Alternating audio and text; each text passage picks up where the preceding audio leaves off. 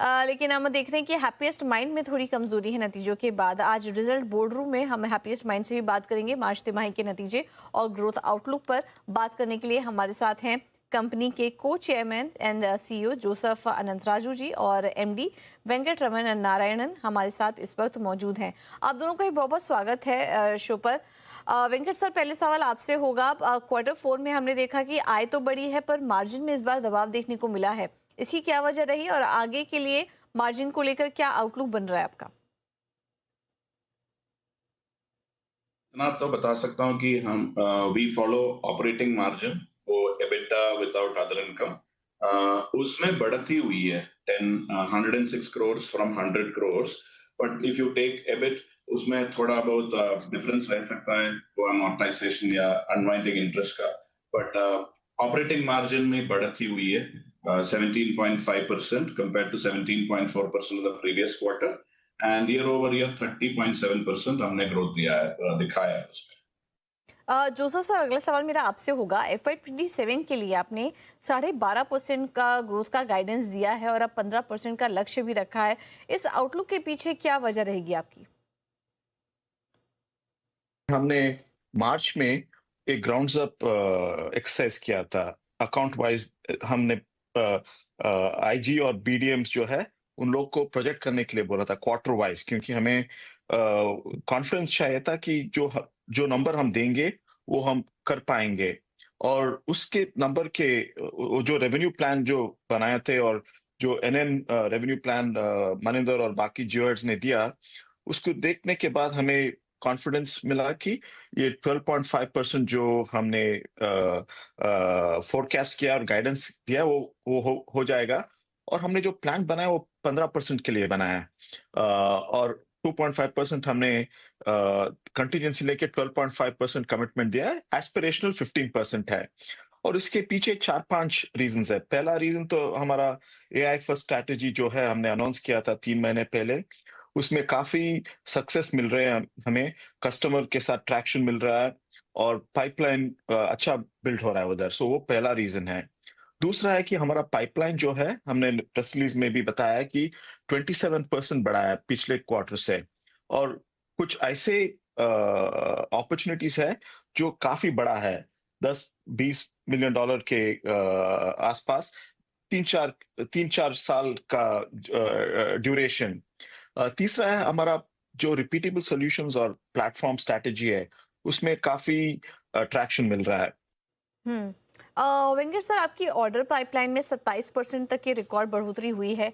इसका अगली तिमाहियों में कितना हिस्सा हो सकता है? रेवेन्यू पोटेंशियल किस तरीके से आपको नजर आ रहे हैं? ये सॉलिड पाइपलाइन की एक वजह था जिसके बेसिस पे हमने 12.5% और 15% ग्रोथ गाइडेंस दिया था।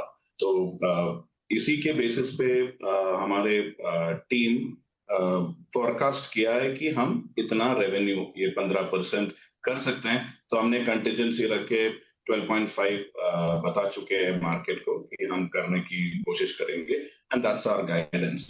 AI first strategy has played a distinct role. अगर आप देखेंगे हमारा customer number 209 new customer addition हुआ है, और दीज आर लार्ज कस्टमर्स। हमारा बिलियन डॉलर कस्टमर 82 से 91 हो चुका है, और ये 91 कस्टमर्स हमारे टोटल रेवेन्यू का 58% का शेयर देते हैं। तो ये सब कारण है, और हमारा ये first strategy, the new sales engine that we have added, ये सब हमको इतना हमको कॉन्फिडेंस देता है कि हम ये कर पाएंगे। That's the basis. But pipeline as such, it is very healthy. It is based on the new deals that we are seeing on the horizon, RFPs that we have submitted, and we are seeing good confidence in converting them to business. Obviously, we have to, get the final things done. मगर वही कोशिश रहेगा कि हम उसको close करें और revenue में कन्वर्ट करें। Joseph sir, AI first strategy से आगे आपको किस तरह की डील और आय ग्रोथ की उम्मीद है? ये स्ट्रैटेजी हमने जो अनाउंस किया है, जीबीएस बिजनेस यूनिट जो हमने बनाया है, वो पोजिशनिंग हमें थोड़ा डिफरेंशिएशन देता है मार्केट में। कस्टमर्स जब देखते हैं कि ये कंपनी एक अलग बिजनेस यूनिट बनाया है, उसके पीछे अपना पैसे इन्वेस्ट किया है, और इतना एक्सपर्टीज बनाया, तो उसको उन लोगों को कॉन्फिडेंस देता है कि इसके साथ हम काम करेंगे तो हमें एक्स्ट्रा वैल्यू मिलेगा। दूसरा है कि जो पीओसीज वगैरह हम कर रहे थे पिछले 2 साल, second half of last year, वो पीओसीज लार्जर ऑर्डर्स में कन्वर्ट होना शुरू हो गया और वो ट्रेंड अभी कंटिन्यू हो रहा है। तीसरा है कि हमारा एआई फर्स्ट स्ट्रैटेजी का एक एलिमेंट है कि हम कस्टमर्स को जाके हेल्प करें कि एआई टूल्स यूज करके अपना प्रोडक्टिविटी बढ़ाए और मॉडर्नाइजेशन करने में, या अपना प्लेटफॉर्म्स, अपना प्रोडक्ट्स, अपना एप्लीकेशंस जल्दी मार्केट में ले जाएंगे कम पैसे में। और जो इंफ्रास्ट्रक्चर सपोर्ट और सिक्योरिटी है उधर भी ऑप्टिमाइज कर पाएंगे कि L1 L2 सपोर्ट जो है उसका मैनुअल एलिमेंट कम हो जाए और ऑटोमेशन ज्यादा करे, तो उसमें कस्टमर को मुनाफा होता है और हमें अपॉर्चुनिटीज मिल रहा है।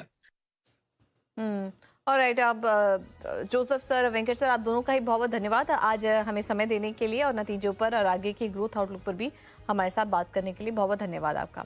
चलिए, यहाँ पर वक्त है एक छोटा सा ब्रेक लेने